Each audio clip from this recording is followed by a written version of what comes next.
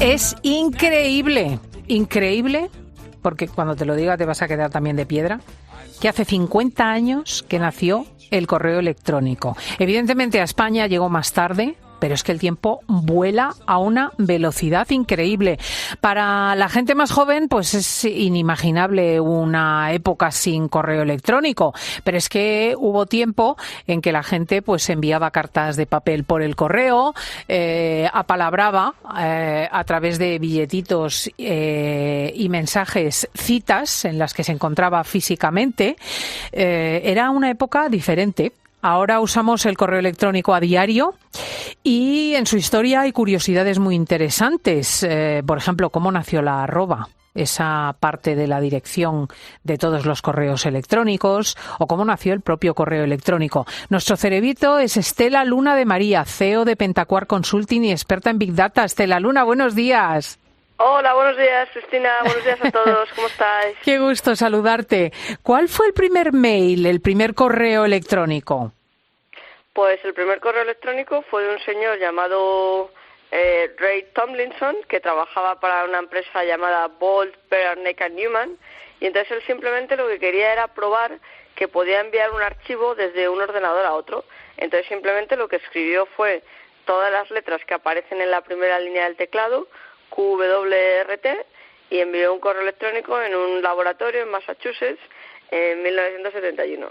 Lo que sí fue interesante es que él estructuró lo que es el contenido del correo electrónico. O sea, fue el primero en decir que había un emisario, un receptor, que había un título del correo, el subject, que había un contenido y que decidió que el nombre del emisario fuera detrás de la palabra del símbolo de la arroba, que en inglés se lee @ que es más sencillo, que simplemente quiere decir en. O sea, esto es, se está enviando este mensaje esta persona, ¿no? Que es un poco...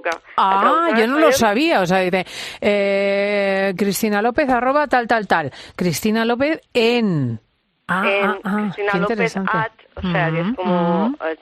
Claro, que es un poco... A veces estas traducciones, como lo de Lost in Translation, ¿no? A veces las traducciones perdemos un poco el significado, porque claro, arroba es como que un poco extraño, ¿no? En español, ¿qué quiere decir esto de la arroba? Pero vamos, que es como que él fue el que estructuró, que dijo, pues tiene que haber un emisario, un receptor, un título, un contenido, y todo esto será el mensaje que se envía desde un ordenador a otro, y lo llamó Electronic Mail, que es como literalmente correo electrónico, porque mail en inglés es correo, igual que en España, y entonces luego con los años, a mediados de los 80, cambió y se dijo, bueno, pues no vamos a llamar Electronic Mail, que es muy largo, y le vamos a llamar email, que es como una abreviación, ¿no? Y entonces al final, en realidad, luego la semántica y el contenido y los usos y la intención de los correos electrónicos ha variado mucho con los años, pero lo que este señor quería al principio era simplemente ser capaz de enviar archivos desde un ordenador a otro. Y además no nos olvidemos que tanto Internet como los correos electrónicos estaban dentro de un programa del servicio militar de los Estados Unidos llamado ARPANET, que básicamente lo que querían era desarrollar técnicas de comunicación para vencer a la Unión Soviética en la Guerra Fría. Entonces, al principio tenía un objetivo, pero bueno, como tantas cosas, ¿no? Como muchos inventos que se han descubierto por los viajes espaciales y tal, las cosas se hacen con una razón, pero luego se llegan a todo el público y al final tienen un uso civil para todo el mundo o un uso no científico, ¿no? Estas cosas que se hacen con motivos de la ciencia, pero luego todo el mundo llega a ellas. Entonces están en este programa ARPANET y luego al final pues ha llegado a todo el mundo, ¿no? Fíjate, tener una dirección de correo electrónico durante tiempo fue un lujo. Fijaos, los primeros servicios eran pagando una cuota hasta que se democratizó y se hizo gratis. Y luego nació Gmail, que hoy es el servicio de correo más extendido del mundo, Estela. Sí, Gmail es digamos que los que llevamos mucho tiempo al final. ¿Desde cuándo se ha popularizado esto? Pues yo creo que fue a mediados de los 90, ¿no? Que ya todo el mundo era como que todos empezamos a tener un ordenador en casa. Hay ordenadores personales, otro día hablaremos de ello porque es interesante, el Commodore 64, el Spectrum 48, que estaban a mediados de los 80. Yo me acuerdo la primera vez que mi padre trajo un ordenador a casa, que fue en 1986, y fue como un acontecimiento, ¿no? Un ordenador en casa. Entonces era a mediados de los 80 empezaron a haber ordenadores en las casas, e Internet y el correo electrónico se popularizó en realidad a finales de los 80, por lo menos en España, a comienzos de los 90. Yo lo recuerdo perfectamente, estaba en la facultad. Y entonces era una cosa complicada porque tenías que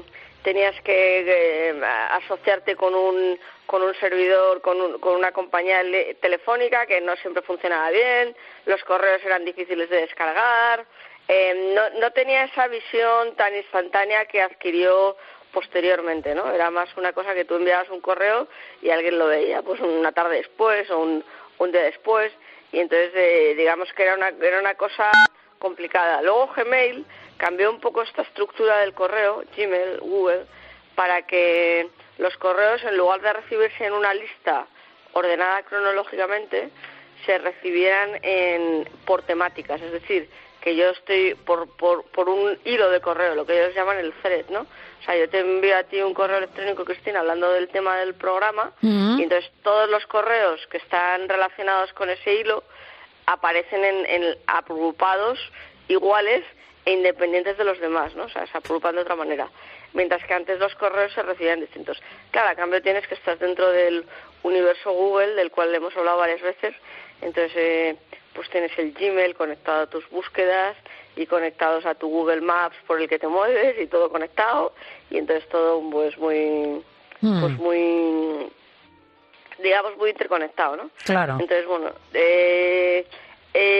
los correos antes también, incluso excepto Hotmail y Yahoo, había correos que eran de pago, y ahora los correos todos son gratuitos, que esa es otra cuestión que es interesante, y también tenían un almacenamiento pequeño, o sea, a veces había que ir borrando correos porque estabas llegando a tu límite de almacenamiento, y sin embargo ahora todos los servidores de correo te ofrecen cuentas casi limitadas, ¿no? O por lo menos. Oye, ¿y cómo se financian? Por ejemplo, Gmail, Yahoo, todo esto que has mencionado, que está disponible gratuitamente, ¿cómo es posible? Bueno, se financian con la publicidad que te ponen, que te habrás dado cuenta que cada vez que abres el correo electrónico tienes un banner arriba donde te ponen publicidad.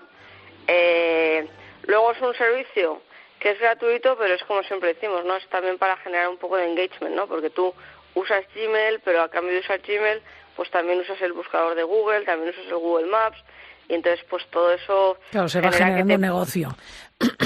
Oye, ¿y qué motivo hay para que un correo personal acabe en la bandeja de correo no deseado automáticamente? O sea, ese filtro, ¿cómo establece lo que interesa y lo que no? Bueno, hay varias cosas. Por un lado, a veces el dominio. Es decir, los antivirus tienen un filtro para mirar cuál es el dominio desde el que se está escribiendo. Entonces, si por la razón que sean, es decir, lo que viene después del arroba, ¿no? Dices Cristina López Mintin, @cope.es, por ejemplo, supongamos. Y entonces mi antivirus dice, joder, cope.es no me suena fiable, pues lo mando al spam, por ejemplo. O también, otra razón, una cosa es el dominio que viene detrás del arroba, otra razón es la frecuencia. O sea, si tú todos los días recibes el mismo correo de la misma persona, pues a lo mejor el antivirus piensa que te están reenviando el mismo correo repetidas veces. Entonces, cuando repetidas veces, también se piensa en spam, ¿no? Que es publicidad, que es un marketing no deseado, y también se envía al correo de spam. También por unas cosas muy sencillas del subject, o sea, del contenido del título. O sea, cuando tú envías el título del correo, si hay ahí alguna palabra extraña, lo que sea, puede ser, imagínate, algo pornográfico o algo extraño, violento, o violento, relativo pues también, a algún tipo de delito, sí. Eso es, también hacen un filtro de esas palabras y también lo mandan al spam. O sea, pero bueno, el spam filter, o sea, el filtro de spam funciona de aquella manera. O sea, muchas veces se reciben muchas cosas que no se querían recibir, y que incluso pueden ser estafas. O sea, bueno, ¿cuántas veces hemos hablado de todos estos correos de spam que te llegan y que te dicen que tienes una tía en Nigeria que ha muerto y que te ha dejado una herencia de 5.000 millones y que a cambio de que usted reciba su herencia simplemente tiene que enviar un sobre con 500 euros y su dirección? Sí. O tiene que enviar un envío. Entonces ahí pues te están estafando. Te están estafando, ojo. Pues gracias a Estela por ayudarnos a hacer este cumple. 50 años del correo electrónico. Supongo que en España llegó bastante más tarde, por lo menos 30 años, porque 20 años más tarde, por lo menos. Pero en cualquier caso, fíjate cómo pasa el tiempo, Estela Luna de María. Muchísimas gracias por ayudarnos. Gracias, Cristina. Gracias por llamarme. Un abrazo. Hasta luego.